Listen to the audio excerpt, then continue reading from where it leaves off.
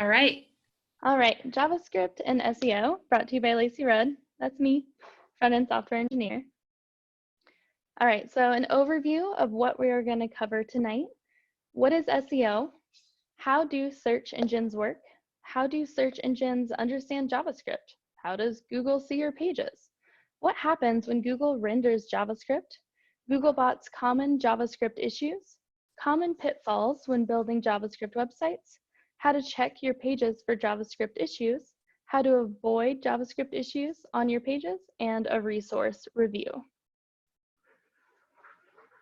All right, what is search engine optimization, otherwise known as SEO?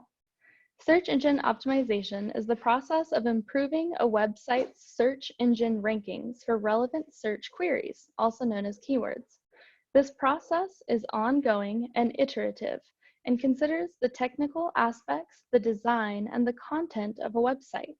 So there's technical SEO and there's on-page SEO. Technical SEO is all about improving Googlebot's ability to crawl and index a website. So that deals with HTML, CSS, and JavaScript, which is what we will be covering today. On-page SEO is all about improving Googlebot's opinion of your content's expertise, authoritativeness, and trustworthiness. So essentially what you need to know between these two is that there are multiple areas of SEO, and developers can have a significant impact on technical SEO performance. All right, so how do search engines work? So Googlebot is the crawler, also known as a spider. It crawls web pages and follows all the links on the page. Crawled pages are then passed to Caffeine for indexation and ranking. Caffeine is also responsible for rendering JavaScript. Without rendering, the search engine will not be able to index the complete content of the page. All right, so to reiterate here, Caffeine cannot index any JavaScript until it has been successfully rendered. And so think to yourself, have you ever used JavaScript to render your content or links? If so, Googlebot did not see the content until Caffeine has time to render it. This possesses a risk to Googlebot's ability to completely crawl your website.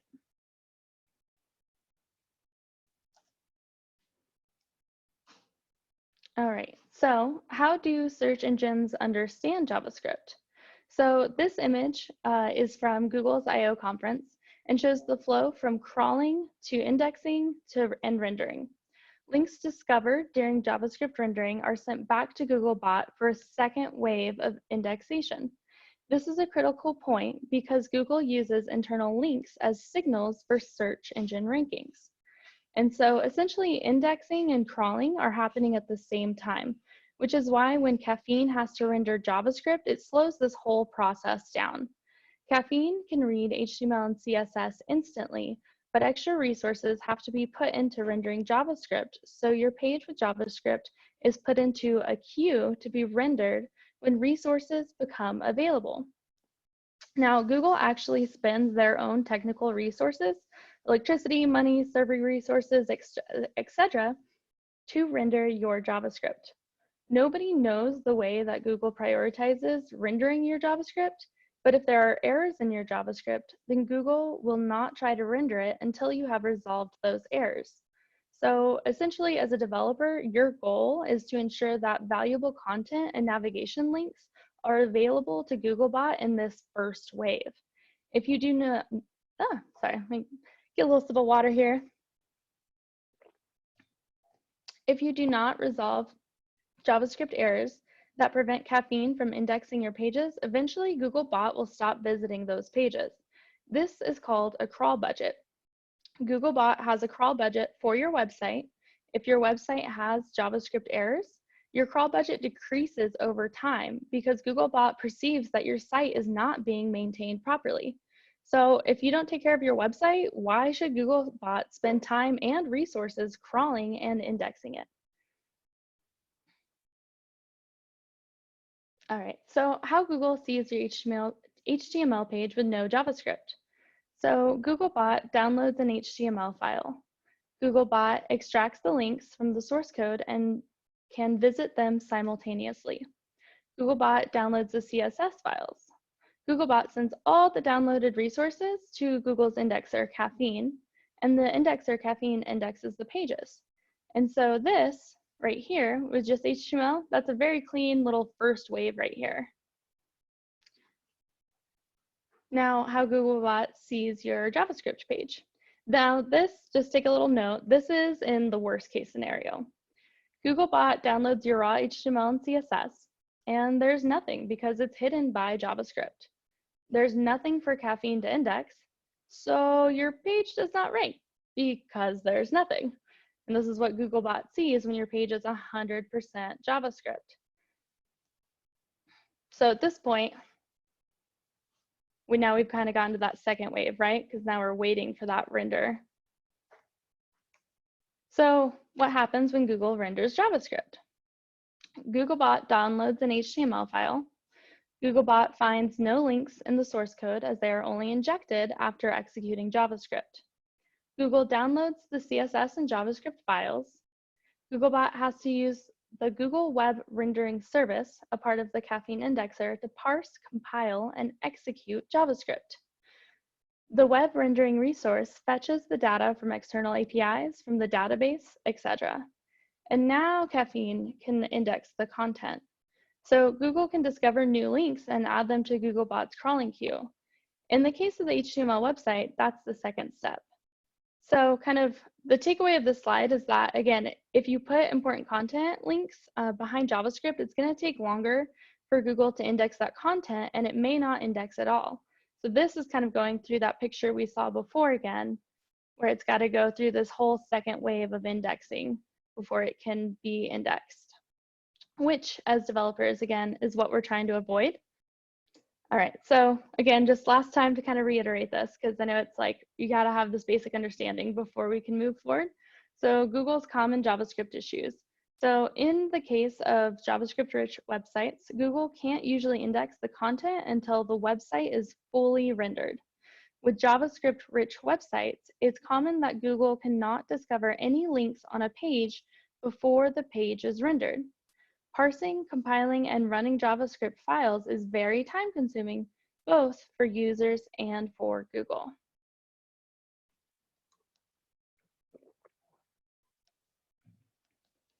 All right, so now the common pitfalls when building a JavaScript website. So number one is blocking JavaScript and CSS files from Googlebot. Google is able to crawl and render JavaScript content, so there's no reason to block it from accessing internal or external resources required for rendering. Now this screenshot here is a picture from Google's mobile-friendly test. In the Page Loading Issues tab, this is an example of an error you'll see if Googlebot is blocked by your JavaScript assets. Blocked by robots.txt right here means that Googlebot and other bots are specifically disallowed from crawling that file. So again, the big takeaway here is do not block Googlebot from reading any of your JavaScript or CSS files. So the second common pitfall we see with JavaScript is incorrect pagination implementation. And so Googlebot does not scroll or click buttons.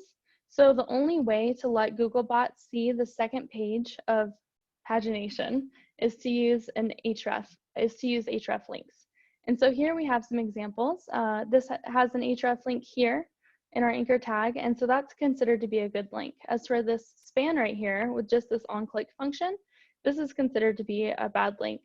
Same with this one, and a tag with just onClick, bad link. As to where here we have an onClick function, but we also have our href, and this is considered to be a good link. The third common pitfall when building JavaScript websites is using hashes and URLs. So it's still common that many JavaScript websites generate URLs with a hash. There's a real danger that such URLs may not be crawled by Googlebot. Angular 1 uses hashtag-based URLs by default, so be careful. So John Mueller here, who is a webmaster trends analyst at Google, he's quoted saying that essentially anything that appears after the hash in a URL will be ignored, meaning it's not even crawled, much less indexed. So that's a big one to take note of. All right, so how do you check for JavaScript issues on your page? This is kind of the most user-friendly way to do so. This is Google's mobile-friendly test. It's going to show you Google's HTML and screenshot of your page, and also shows page loading issues.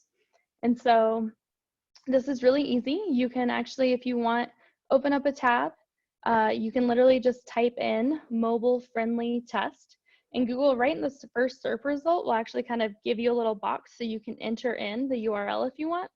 Enter in the URL of the site you want to go to or the very specific page you want to review, and then run it. Sometimes, depending on the site, it can take longer to run. And essentially, this is what you're going to see when it's done loading, is you're going to see the screenshot of the page as Google reads it. And then you're also going to see this page loading issues detail. And so when you click on that, it's going to take you over to this page. And this is where, as you as the developer, can really kind of get into the nitty gritty and see what you can do to help this page. And so here we see that JavaScript, it's kind of hard to read here, but this is a .js file.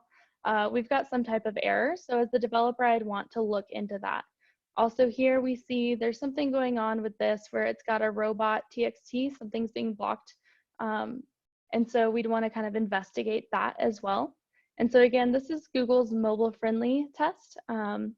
Also, another great feature about this is you can manually inspect the HTML underneath this HTML tab. This tab is going to show you all of the code that Google has indexed for your page. So if you come and read this code and you're expecting to see something there that's not, that's going to be a red flag for you that Google's not indexed that yet. So this is the best one, I would say, and these are kind of breadcrumbs, right? Just like in development, we always say like, it depends, right? And so I'm giving you this tool so that you can kind of use it on your sites where you need to kind of explore a little bit more and go deeper into this. And kind of an overview of how to avoid JavaScript issue on your pages. So there's two kind of main ways to go about this. One of them is server-side rendering. This approach is used by Netflix, Marvel, Hulu, Expedia, Argos, and Booking.com. It's a little bit of a higher level of effort. Another Google developer is quoted saying like, never touch the DOM. So for the framework React, the server-side rendering solutions include Next.js and Gatsby. For Angular, there's Angular Universal, and for Vue.js, there's Nux.js. There's also another solution, which is dynamic rendering, and this approach is officially supported by Google. It serves users of a fully featured JavaScript website while serving Googlebot a static version of the website. And so this is recommended for indexable JavaScript generated content that changes rapidly and content that uses JavaScript features which are not supported by crawlers. And so these are some of the dynamic rendering solutions that you can check out: prerender.io, Puppeteer, and Rendertron. And so it would take a really long time to describe how to use every JavaScript framework in a search-friendly way. So these two approaches are likely to cover 99% of your issues with search. Your use case will probably fall under one of these two. And for anybody that doesn't know, dynamic rendering means switching between client-side rendered and pre-rendered content for specific user agents. So additional resources on this, I'll post these in the chat too to make sure you have them. We're recording this. I'll make sure that you guys get these because I know it's hard to like try to copy down links. So Google's developer guide to JavaScript and SEO is a great place to get some more details on this. I highly recommend this playlist here. So Martin Schlitt, he does amazing content, and I would say check it out because he also has some other content for basically workarounds when using React, Vue, or Angular. He's also a webmaster trends analyst for Google. So I would definitely check out these videos. And then there's this kind of great blog that has a lot of information just all in one nice little place on JavaScript and SEO. So thank you guys. I know that was kind of like high level, but I wanted to give you guys the tools so that you could understand, one, just like how Google works, how it's reading JavaScript, and why is there a problem in the first place. And then also the tools so that you can understand how to investigate more, where to find those best practices, and how you can essentially solve the problems you run into with SEO and JavaScript. So here's my contact information. I really hope you all gained some useful insight into JavaScript and SEO. And my real hope overall with this presentation is kind of just to help jumpstart the conversation between developers so that you all feel empowered to improve technical SEO where you can. Please feel free to reach out to me. Thank you so much for your time, and I'll pass it back over to Jen.